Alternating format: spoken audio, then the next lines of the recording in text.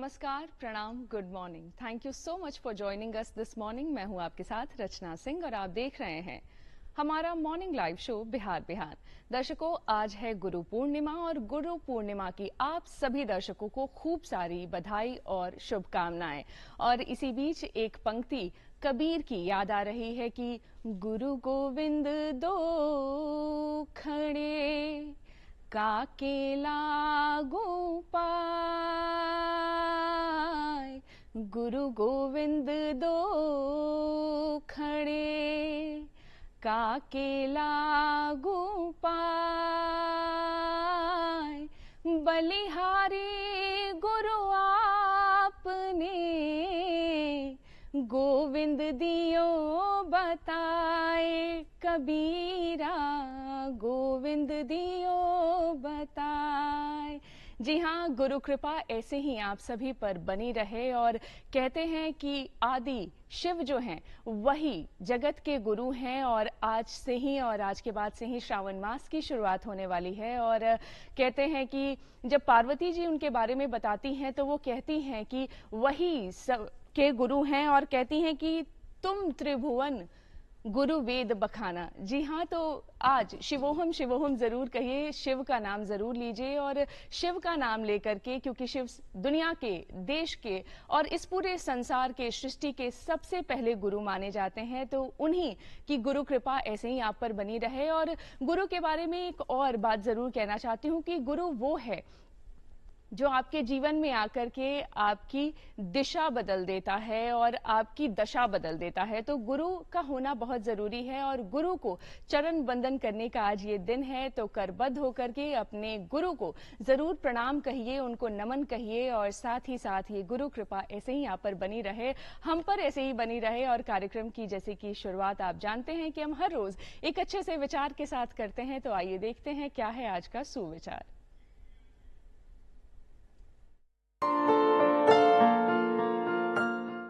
तुम्हें भीतर से बाहर की ओर विकसित होना चाहिए।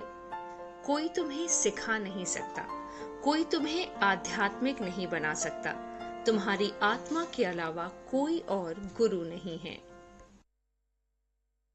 अब आपका परिचय जिनसे कराने वाले हैं वो अपनी माँ को अपना पहला गुरु मानती हैं। जननायक महानायक जेपी भी उनके गुरु रहे हैं और चूंकि उन पर गुरु कृपा जो है इसी तरीके से रची बसी रही हुई है, इस वजह से उनकी चर्चा आज हम इसी वजह से आज कर रहे हैं। और साथ ही एक और बात जरूर आपको बताना चाहती हूँ कि हर सुबह जब सुबह 8 बजे आप डीडी बिहार पर बिहार बिहान कार्यक्रम जब आप देखते हैं तो जो पहली आवाज जो आप है वो उन्हीं की सुनते हैं और बहुत खास है वो। और उनका व्यक्तित्व जो है वाकई ऐसा है कि उस पर जितनी चर्चा की जाए कम है। और गुरु पूर्णिमा पर आज उन्हीं से आपका परिचय करा रहे हैं, लेकिन उनके बारे में जान लेते हैं एक वीडियो क्लिप के माध्यम से। बिहार, बिहार।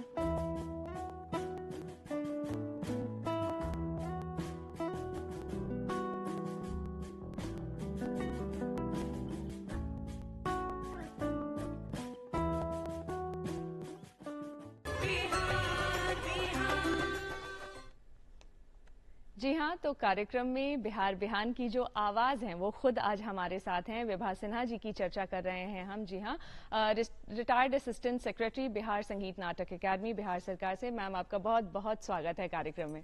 बहुत धन्यवाद रचना, आज इस कार्यक्रम में मुझे आमंत्रित करने के लिए डीडी बिहार का बहुत शुक्रिया। जी मैम, चूंकि आप इतनी सुरीली हैं और बिहार बिहान को आपने अपनी आवाज दी है और चूंकि आज गुरु पूर्णिमा है, तो सबसे पहले हम चाहेंगे कि अगर कोई गुरु वंदना हो जाए तो कार्यक्रम की शुरुआत और अच्छी हो जाएगी। जरूर, पहले श्लोक से शुरू करूंगी जी, उसके बाद एक भजन आपको सुनाऊंगी। अखंड मंडलाकारं व्याप्तं येन चराचरं यत्पदं दर्शितं देव तस्मै श्री गुरुवे नमः। गुरुर्ब्रह्मा गुरुर्विष्णुः गुरुर्देवो महेश्वरा गुरुः साक्षात् परब्रह्म तस्मै श्री गुरुवे नमः। गुरु बिन कौन बतावे बाट, क्या बात। गुरु बिन कौन बतावे बाट, बड़ा विकट यम घाट, गुरु बिन कौन बतावे बाट। भ्रांति की पहाड़ी नदियां बीच में, भ्रांति की पहाड़ी नदियां बीच में, अहंकार की लाट, गुरु बिन कौन बतावे बाट, गुरु बिन कौन बतावे बाट। काम क्रोध दो पर्वत ठाड़े, काम क्रोध दो पर्वत ठाड़े, लोभ चोर संघात, गुरु बिन कौन बतावे बाट, गुरु बिन कौन बतावे बाट। मद मत्सर का मेधा बरसत, मद मत्सर का मेधा बरसत, माया पवन बह जाए, माया पवन बह जाए, कहत कबीर सुनो भाई साधो, कहत कबीर सुनो भाई साधो, क्यों तरना यह घाट, गुरु बिन कौन बतावे बाट, गुरु बिन कौन बतावे बात। क्या बात है, बहुत सुंदर। और बिहार बिहान के इस मंच से आप अपने गुरुओं को सादर नमन कर रही हैं और हम भी अपने गुरुओं को यहाँ से प्रणाम कहते हैं, उन्हें नमन करते हैं। और हमें ये विशेष मौका मिला है कि आज इस मंच से हम अपने अपने गुरुओं को याद कर पाएं। मैम, गुरु की बात चल रही है, आप अपने जीवन में गुरु को कैसे देखती हैं, किसे गुरु मानती हैं आप? देखिए, पहले गुरु तो मेरी माँ है, जिन्होंने मुझे गढ़ा जी, और जिन्होंने मुझे संस्कार दिए। वो कहते हैं ना कि परिवार ही पहली पाठशाला होती है, बिल्कुल। और माता पिता ही आपके पहले गुरु होते हैं, जो आपको संस्कार देते हैं। बाद में वो शिक्षा संस्कार की बात आती है, वो धीरे धीरे। मेरा मानना है कि गुरु और शिष्य का संबंध जो है ना, बहुत ही पवित्र है। और शिष्य जो है वो एक कच्ची मिट्टी के समान है, जिसको गुरु गढ़ते हैं और गुरु उसमें एक कुम्हार की भूमिका निभाते हैं। मेरा मानना यही, अंधकार से प्रकाश की ओर ले जाने वाले हमारे गुरु हमारे पथ प्रदर्शक, हमारे मार्गदर्शक होते हैं। तो बचपन से आप जिस गुरु के साथ संगत में रहते हैं, पहले तो आप, मैंने जैसा कहा, माता पिता। दूसरा, जब आप अपनी शिक्षा शुरू करते हैं जी, तो शिक्षक आपके गुरु होते हैं। पर शिक्षक जो गुरु होते हैं वो थोड़े समय के लिए होते हैं। आप जितने समय के लिए स्कूल जाते हैं उतने समय से उनका सानिध्य आपके साथ रहता है। पर ये अलग बात है कि आपने जिसको गुरु माना, जैसे मैंने बचपन से जयप्रकाश नारायण को देखा, उनके संस्कारों से बहुत प्रभावित हुई, उनके व्यक्तित्व से बहुत प्रभावित थी। तो और उनके द्वारा दिया गया ज्ञान, उनके द्वारा दी गई शिक्षा आज भी जीवन में मेरे मार्ग को प्रशस्त करती है और अभिभूत करती है। उनकी दी हुई शिक्षा, उनका दिया हुआ ज्ञान, उनका दिया हुआ संस्कार, और जब भी उनके साथ मेरा नाम जुड़ता है तो मुझे गौरव है महसूस होता है कि अभी मैं उनके साथ मेरा नाम जुड़ रहा है, ये मेरे लिए बहुत गौरव की बात है। जी जी। और लोग आपको जेपी की बेटी के नाम से जानते हैं, और चूंकि वो भी आपके जीवन में एक मार्गदर्शक की भूमिका में रहे हैं। वो इसलिए जानते हैं जी। रचना, मैं एक बात हाँ, बता बिल्कुल, दूं बिल्कुल। कि उन्होंने चंडीगढ़ के अपनी जेल डायरी में मेरे नाम का उल्लेख भी किया है। जी जी। विभा सिन्हा, एक लेटर उन्होंने मुझे लिखा था। लेटर तो उन्होंने बहुत सारे लिखे, पर अच्छा। उसमें जो उन्होंने मेंशन किया है चंडीगढ़ जेल से, तो उसमें उन्होंने लिखा कि one letter, Vibha Sinha like my daughter. तो ये उनकी डायरी की बात है, उनके डायरी के पन्नों की बात है, इसलिए मुझे और भी गौरवान्वित करती है। बिल्कुल। और बहुत जरूरी है इस बात पे चर्चा करना, और अपने उन सभी लोगों को याद करना जो आपके जीवन के अलग अलग दौर में आए हैं। मैम, थोड़ा हम गुरु पूर्णिमा के महत्व के विषय में भी समझना चाहते हैं कि क्यों ये दिन मनाने की परिकल्पना की गई और कैसे ये दिन इतना जरूरी और अहम हो गया हम सभी के लिए। गुरु पूर्णिमा, देखिए, गुरु पूर्णिमा महर्षि वेद व्यास का जन्मदिन भी है। अच्छा। जिन्होंने चारों वेदों और महाभारत की रचना की, ये सभी जानते हैं। जी। तो उनके जन्मदिन पे इसे व्यास जयंती भी कहते हैं। गुरु पूर्णिमा तो कहते ही हैं, जी जी जी। लेकिन व्यास जयंती के नाम से भी इस दिन को जानते हैं।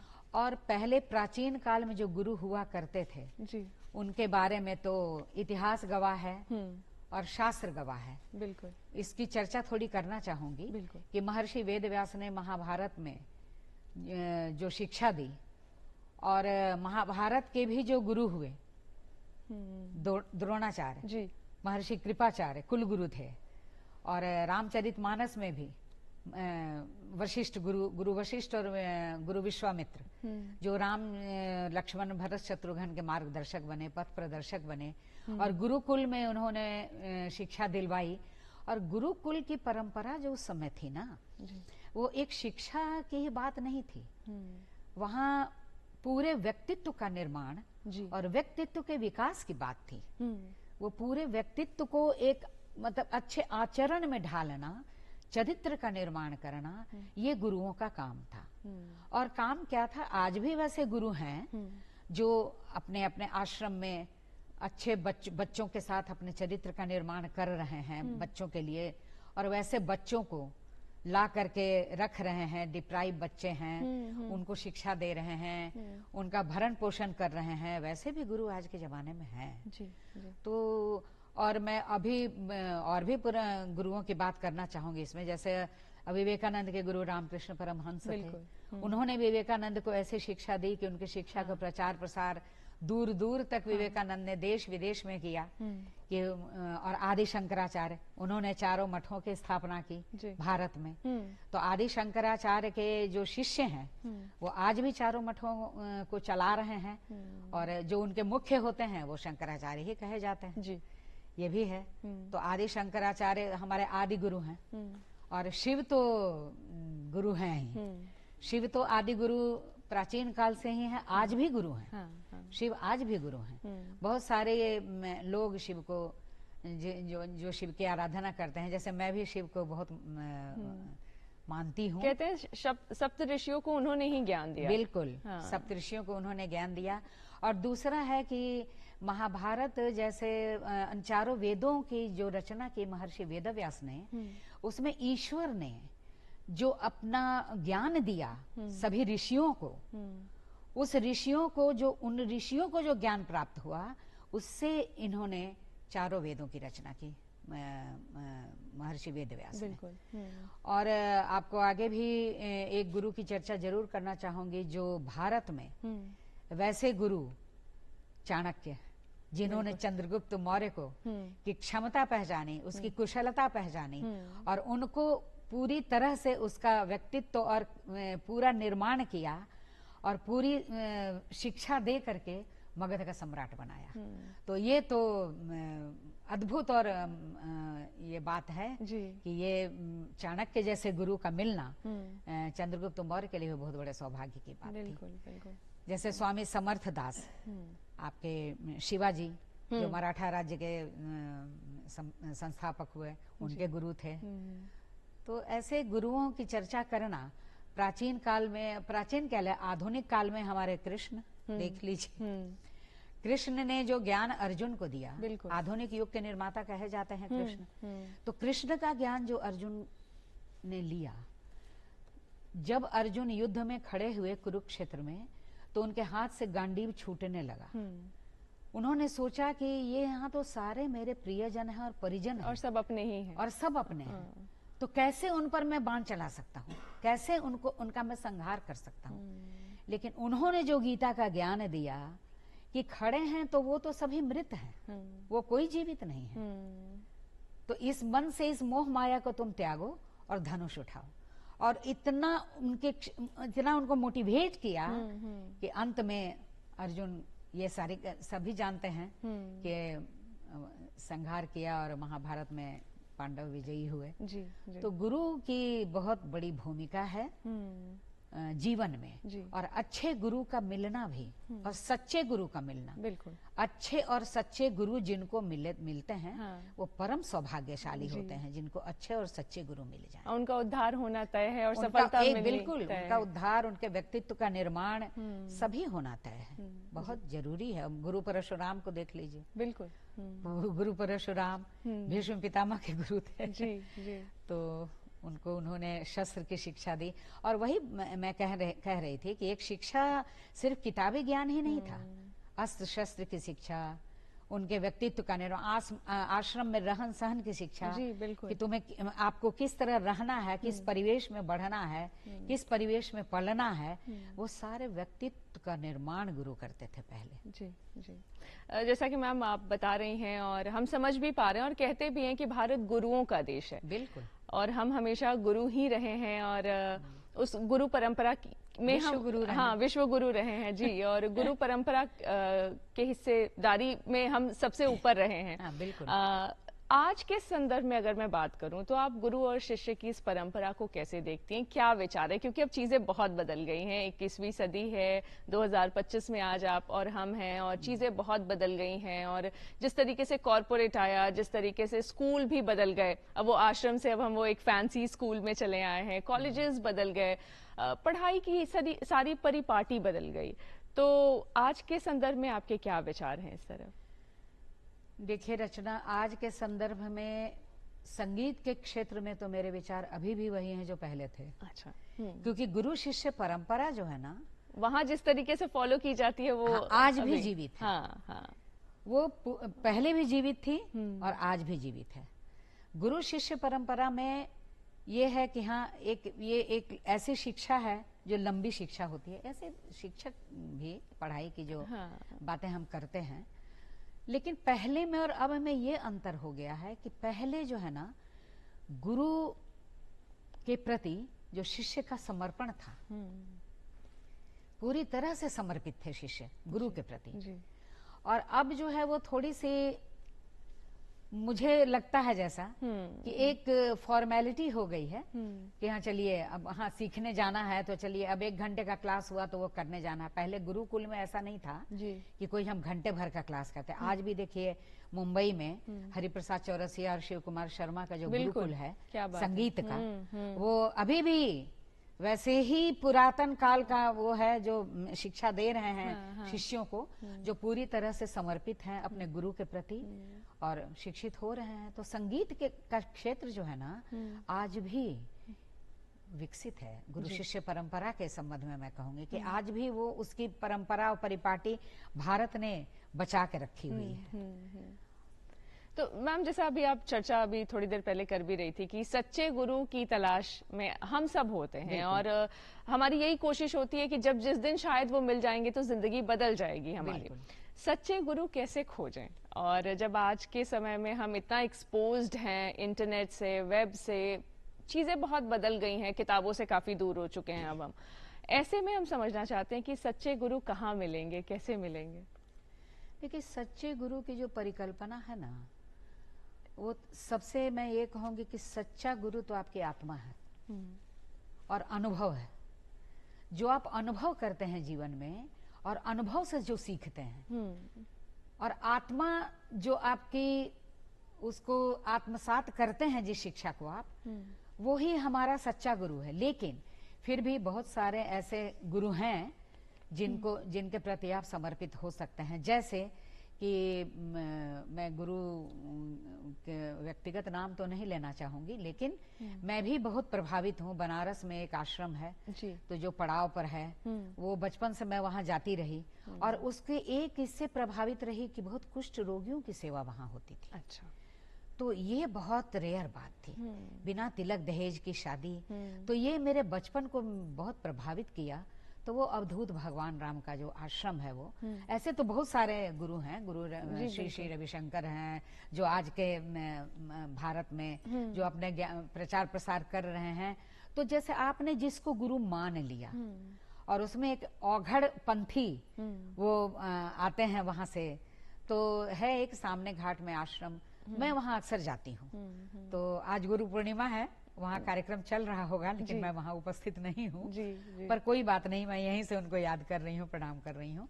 तो ये एक बात है कि उन्होंने भी मुझे इतना प्रभावित किया कि जो डिप्राइव बच्चे हैं, आप जो बच्चे आपके कूड़े करकट में मिलते हैं, फेंके हुए मिलते हैं, उनको आप उठाकर उनको नवजीवन दे रहे हैं और उनके जीवन में आप उनके जीवन का निर्माण कर रहे हैं। बिल्कुल, इससे बड़ी बात कुछ नहीं हो सकती। बिल्कुल।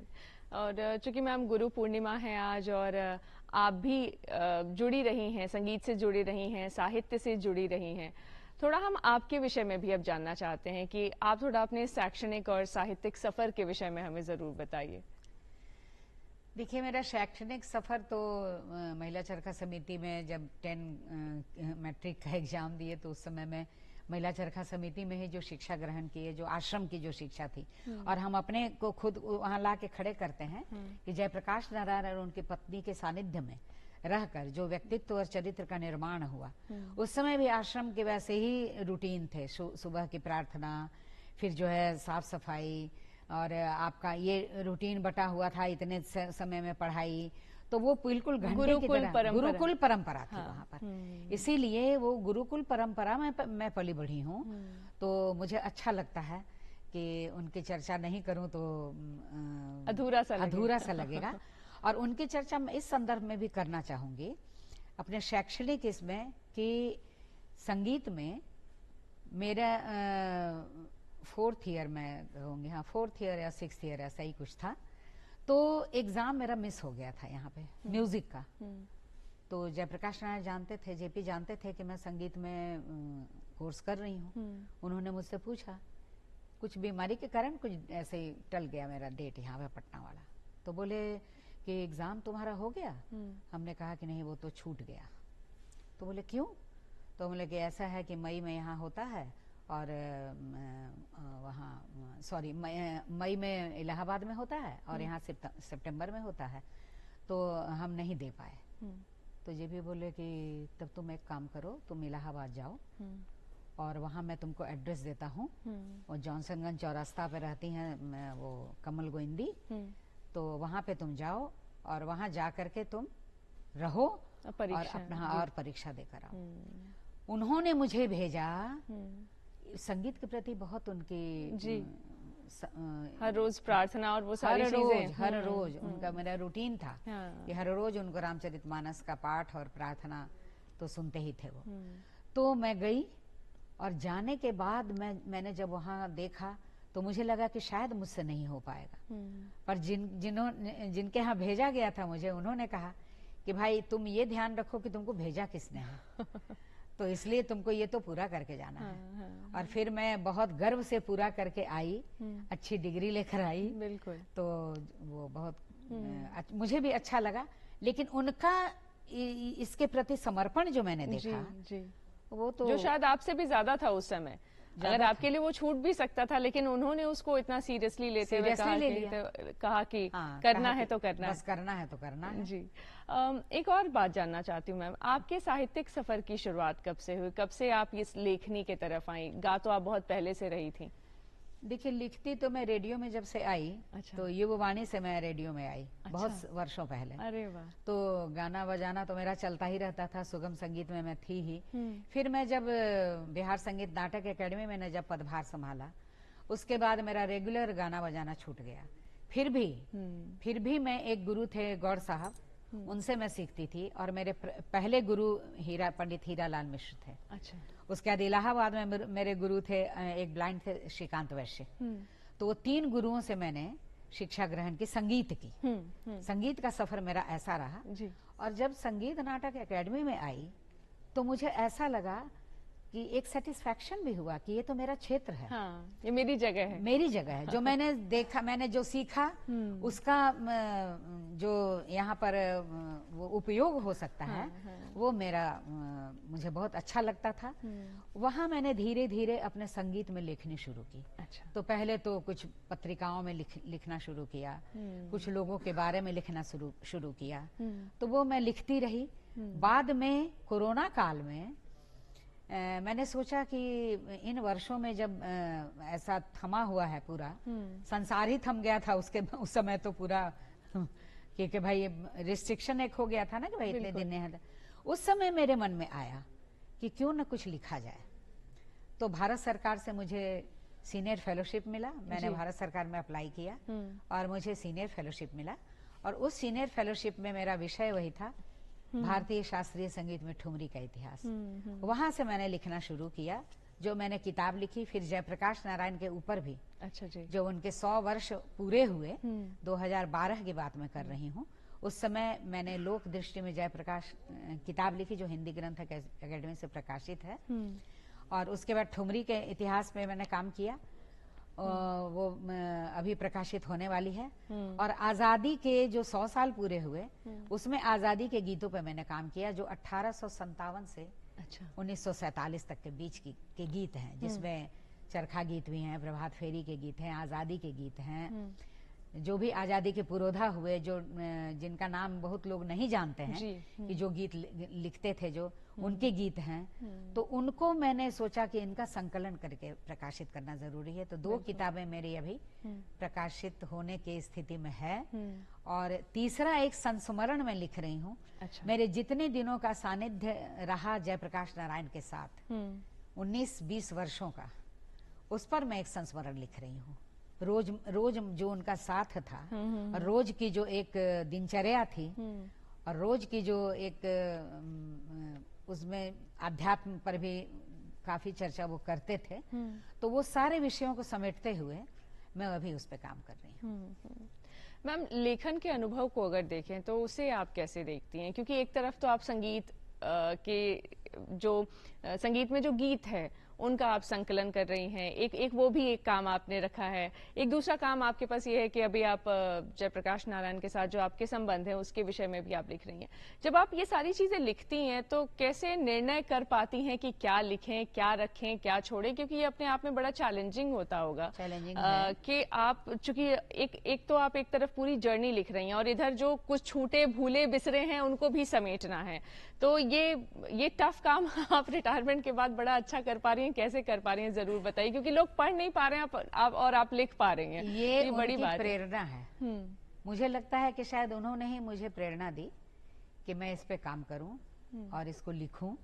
और बहुत सारे लोगों ने मुझे मोटिवेट भी किया, जो हमारे साथी हैं आंदोलन के, उन्होंने भी मुझे प्रेरित किया कि नहीं, तुमको लिखना चाहिए। इतना तुम्हारा सानिध्य रहा उनके साथ, और बहुत प्रगाढ़ रिश्ता रहा, पिता पुत्री की तरह। वो मुझे एकदम बिल्कुल अपनी बेटी की तरह मानते थे, मैं भी उनको पिता की तरह, क्योंकि बचपन में मैंने पिता को देखा नहीं। तो पिता के रूप में मैंने उन्हीं को देखा, उन्हीं के आश्रम में पली बढ़ी। और उनके साथ का जो सुख है मेरा, वो मुझे, मैं क्या बताऊं, मैं अभी भी मेरे रोंगटे खड़े हो जाते हैं। मुझे लगता नहीं है कि वो नहीं है। अच्छा। इसलिए मैं लिख पा रही हूँ। और जब लिख रही हूँ तो मुझे लग रहा है कि सारी घटनाओं का मैं जब जिक्र कर रही हूँ और सारा वर्णन कर रही हूँ, और लेखनी में मुझे लगता है कि वो बिल्कुल खड़े हैं, मेरे पास है, मेरे साथ हैं। तो इसलिए ये प्रेरणा मुझे जो है ना, वो लिखने को प्रेरित कर रही है। जी, जी। और मैम, जब बात होती है रचनात्मक क्षेत्र की, तो ऐसे में गुरु का होना और अच्छे और सच्चे गुरु का होना कितना आवश्यक हो जाता है? क्योंकि कई बार इस तरीके की जगहों पर आपको हमेशा एक गाइडेंस की जरूरत पड़ते रहती है। लगता है कि समय समय पर कोई अगर उसको देख लेगा या उस पर नजर रखेगा तो शायद चीजें ज्यादा बेहतर तरीके से हो पाएंगी। जैसे आप संगीत की भी अभी चर्चा कर रही थी। देखिए, सच्चे गुरु का होना तो आपके जीवन में बहुत ही आवश्यक है, क्योंकि आप पूरे जीवन को कैसे चला रही हैं, पूरा जीवन कैसे आप व्यतीत कर रही हैं, इसमें एक सच्चे गुरु को होना बहुत जरूरी है कि क्योंकि जीवन की जो यात्रा है ना, इसमें गलत सही सब कुछ है। तो जहां आप गलत हैं वहां आपको आत्मबोध जरूर होता है कि यहाँ मैंने गलत किया, मुझे ये नहीं करना चाहिए था। तो वो प्रेरणा कैसे मिलती है, फिर आप अपने गुरु का स्मरण करती हैं, समय समय पर उस गुरु के सानिध्य में आप जाती हैं। जैसे मैंने गुरु दीक्षा जो होता है ना, वो मैंने कभी नहीं ली, लेकिन मेरी एक आस्था है उन गुरुओं के प्रति जो समाज के उपेक्षित वर्गों के साथ न्याय कर रहे हैं, समाज के उपेक्षित वर्गों को लेकर के चल रहे हैं और उनके जीवन का वो निर्माण कर रहे हैं। अब मैं जिस गुरु से प्रेरित हूँ, वो गुरु यहाँ तो कम रहते हैं, बनारस में, कैलिफोर्निया में उनका दो बड़ा आश्रम है, पर मैं वहाँ गई और मैंने अभी जो क्लिप देखा जो आपने दिखाया, वो कैलिफोर्निया का ही भजन था मेरा। अच्छा। 15 दिन मैंने आध्यात्म में बिताया और कैलिफोर्निया में जाकर मैंने देखा कि देश क्या विदेश में भी गुरु के प्रति जो समर्पण है शिष्यों का, वो एक जैसा ही है, वो एक जैसा है। 80 साल के भी शिष्य उसी तरह समर्पित हैं जितने एक युवा समर्पित हैं। तो ये एक बड़ी अच्छी बात लगी मुझे कि लोग कहते हैं ना, भारतीय संस्कृति को विदेश में लोग अपना रहे हैं जी, ये भारत के लिए बहुत गौरव की बात है। और आपने जो कहा कि भारत गुरुओं का देश है, तो इससे पता चलता है कि भारत तो विश्व गुरु है। जी जी, विश्व गुरु है। जो विश्व के भी जो लोग हैं वो हमारे गुरुओं से प्रभावित हैं और हमारे गुरुओं के शिष्य बने हुए हैं।